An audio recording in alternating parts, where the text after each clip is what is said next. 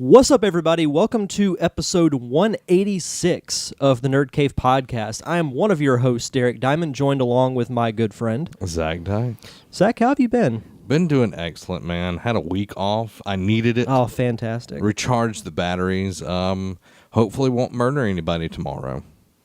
Well, it is Monday, and you are going back after a week off, so Yeah. I can imagine tensions will be at an all-time high. So Yeah, I'm hoping that it will go well.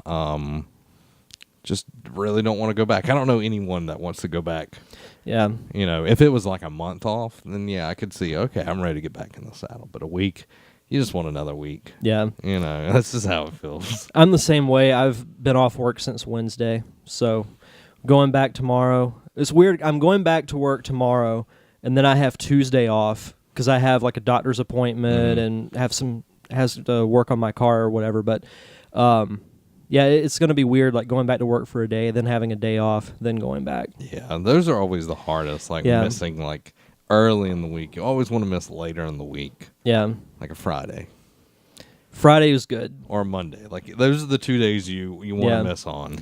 I try to take either a Friday or a Monday off if I can. So, but no, things are going well. Got a couple more weeks left. Going to Disney in a Oh, couple of weeks That's fun. in early December. So get to go see all the Christmas stuff, and supposedly they have a lot of cool Star Wars stuff now in prep for Rogue One. So Nice.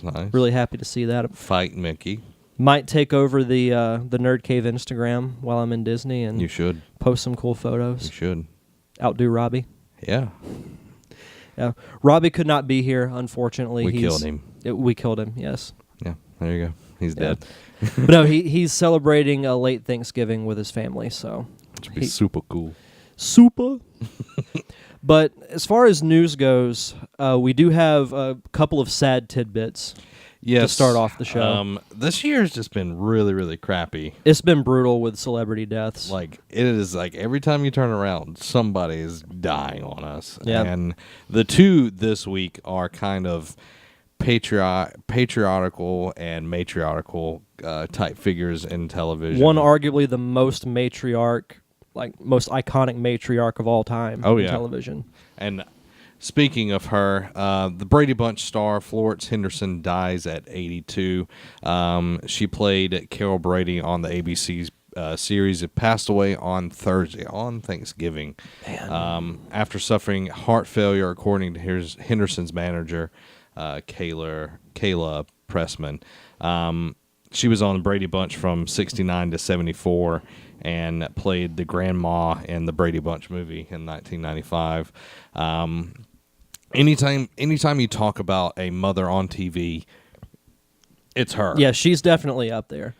And she looked good for 82. Yeah, like, she didn't she look did. that old at all. No, she didn't. And it's kind of crazy to see all of these people that, you know, most people our age didn't necessarily grow up on the Brady Bunch, but my mother loved watching old television, so I saw enough of the Brady Bunch to know what was going on. So hearing about that, and 82 is not that old when it comes down to it. You know, once you get up to closer to 100, yeah, that gets a little bit older, but 82 and passing away on Thanksgiving, you know, when That's you're rough. time for friends and family, that's a hard thing to do. So my prayers and thoughts, and I know yours, go out to her friends and family. So just be keeping those people in your thoughts. And one other man, like, it just kept coming. Ron Glass, the television star who played Shepherd Darrell Brooke in Firefly, has died. He was 71. Variety received confirmation of Glass' death by actor's representative, but no additional details regarding the cause or location of his death were disclosed. So don't really know what was going on. He was 71, so could speculate a lot of things, but you know, that sucks. It really He does. was one of my favorite characters in that show. Yeah. Him and Wash were my two favorites.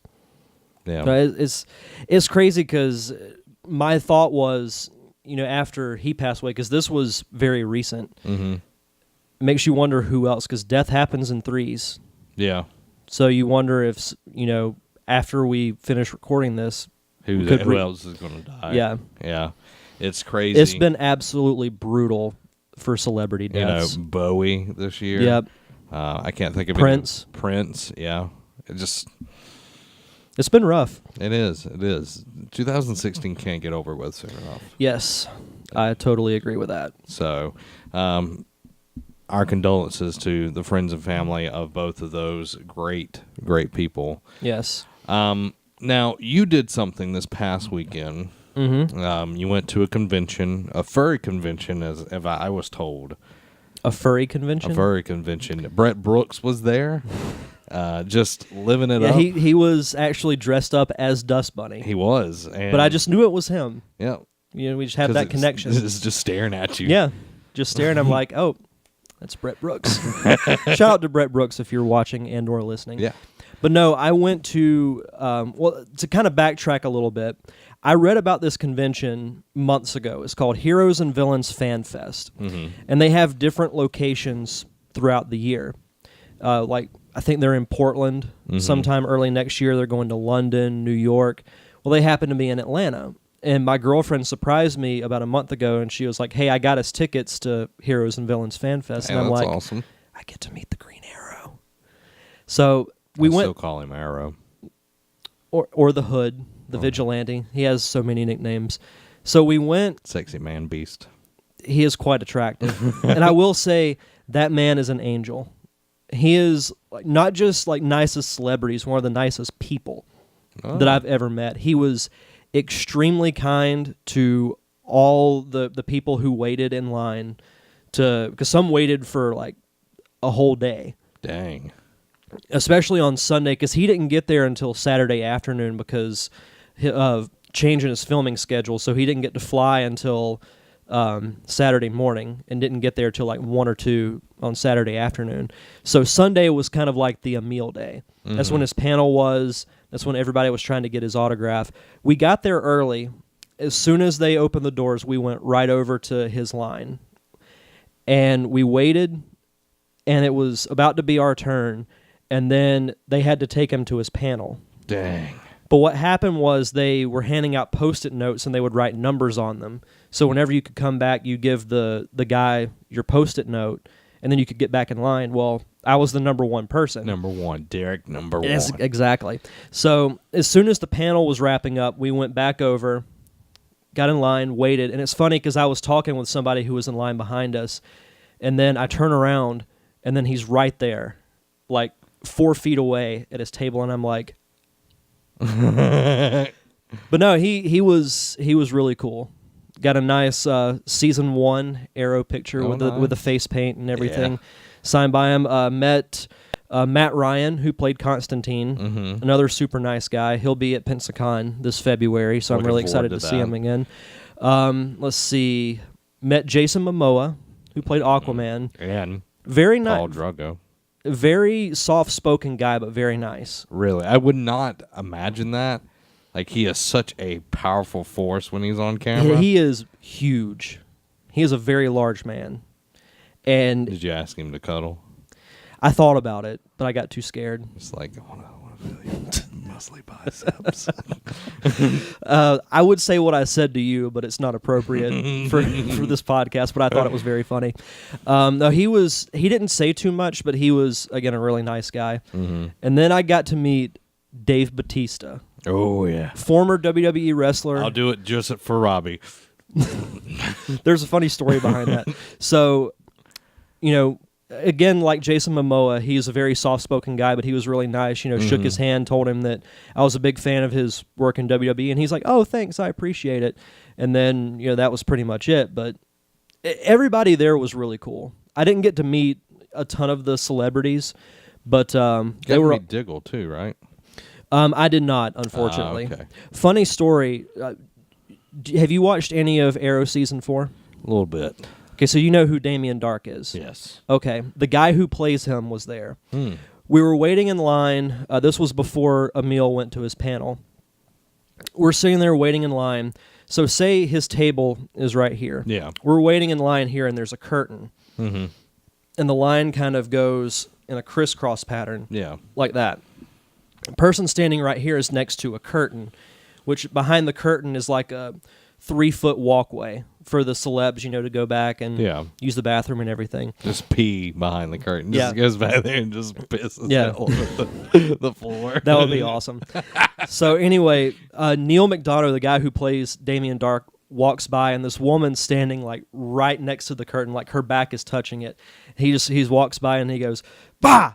and walks away, and it scares the crap out of her. And he just no-sells it. He just keeps walking straight forward, like doesn't look back or anything. That's it was great. Awesome. But it was a really, really fun experience. It was the first time since 2013 that I've gone to a convention as a fan, so it was nice. Totally different, right? Yes, totally different. Now, you said you had a story about Robbie. Okay, so you did the Batista thing for Robbie. That's because for those who haven't ever watched wrestling, excuse me, I'm recovering from a sinus infection too. It's okay. So when Batista comes out, he'll have lots of pyro shoot off behind him, and he'll crouch down on his knees and he'll move his hands like this and slap his chest and throw his hands up. So we go bowling one night. This is pre-podcast days.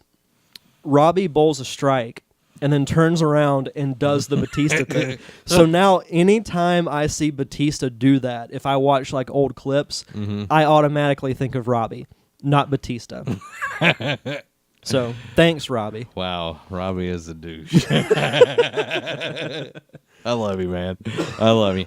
Now, speaking of conventions, we had a question from one of our awesome community members, Lauren Strickland. She asked, who was also there. Yes, she I didn't was. see her, but I was there. She's like, as she said, I'd like to hear about Heroes and Villains. Is it Fan Fest? Yes. Okay, from Derek. Also, we just talked about that. Also, to get a take on the convention business as a whole, likes, dislikes, gripes, complaints, best con experience, etc. So, you've seen a little bit more on the back end of it than I have, but we've went to several conventions as a whole. So, I'll let you start it.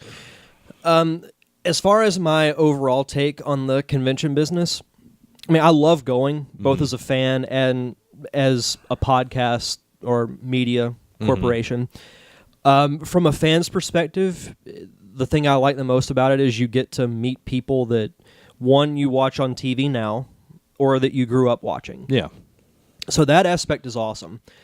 As far as going as the Nerd Cave, getting to interview those people is a really fun experience. Dislikes, sometimes the people you meet aren't who you thought they were, and that can kind of ruin your view of... I'm not going to name names, but there have been people that I've met who end up being total douchebags. And when I try and watch like an episode of their show or their movie... You always think of that. Yes. Yeah. It kind of taints your view of it. Yeah, don't meet your heroes. Exactly. That's.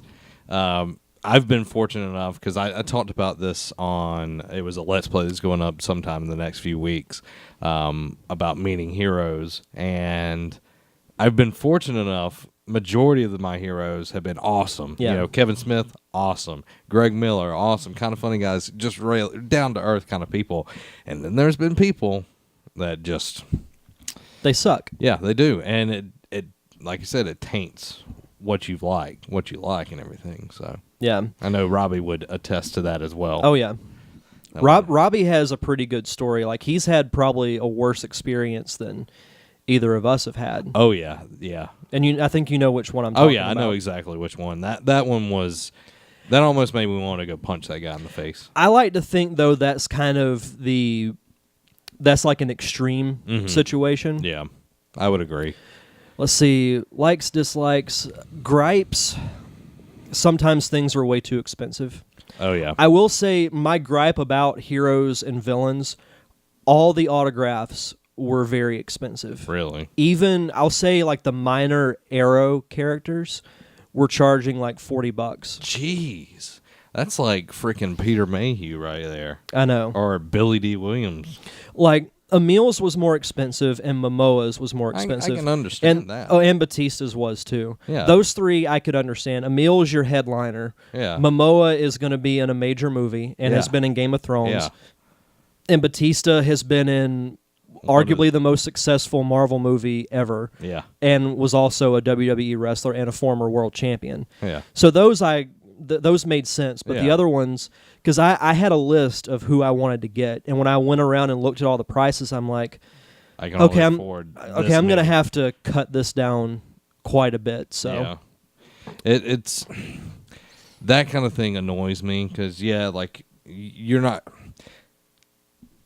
going to get it handed out to you, but there comes a time and place where there should be some type of line drawn. I understand there's a business side to it, but I also think that there's a certain line where it's too much. Yeah, I know from listening to, oh my God, what was Ming Chen and Mike Zapsik's podcast.